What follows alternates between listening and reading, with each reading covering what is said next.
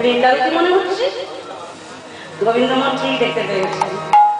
বৃন্দাবতী মাঝে মাঝে পিছু করে তাকিয়ে দেখছেন, আর গোবিন্দ বুঝো কি বৃন্দাবতী মনে হচ্ছে।